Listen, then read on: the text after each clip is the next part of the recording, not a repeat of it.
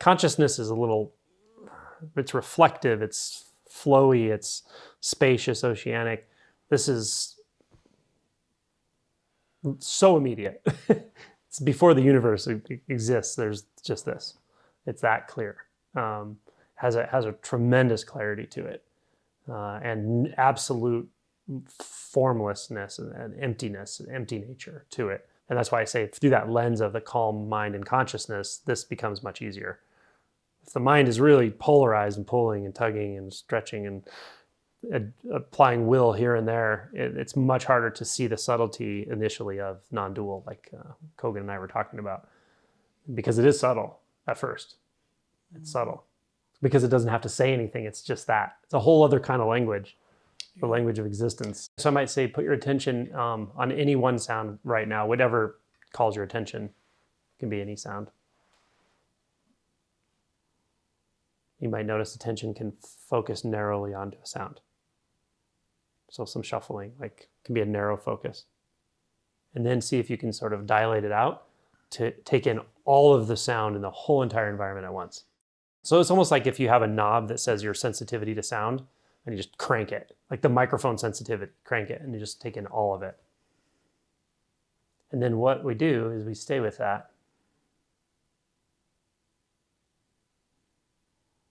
And it's only the sound. The sound is the teacher.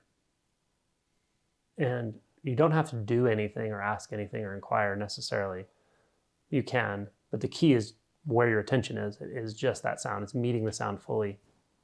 That's the only place we're going to for any kind of anything. Confirmation, resolution, answer. It's just the sound. So we could ask, where is that? And what do we get in response?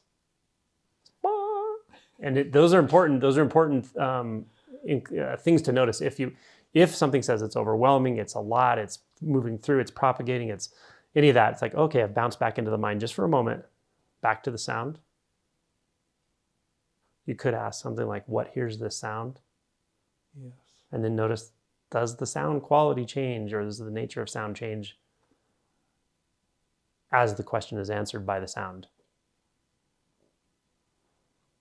You can see the sound, this entire sound field. What would have to be here for it to be somewhere? For instance, to locate a sound as over there, for instance, right? In the sound field itself,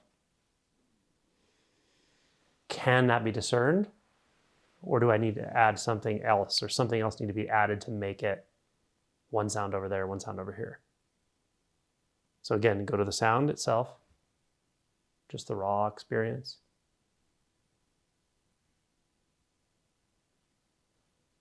I don't see any location data.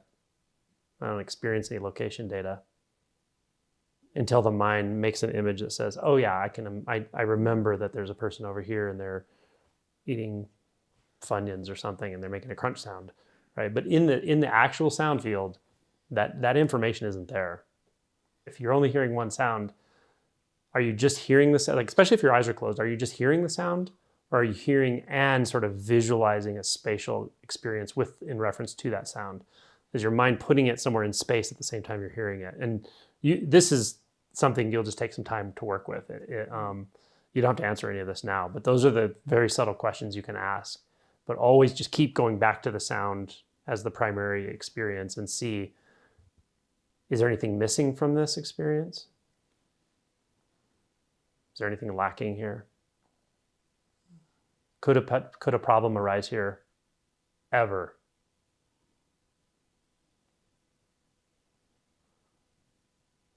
Is there a self here? Is there a no self here?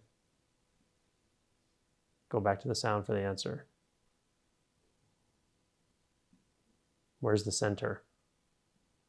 Just the sound.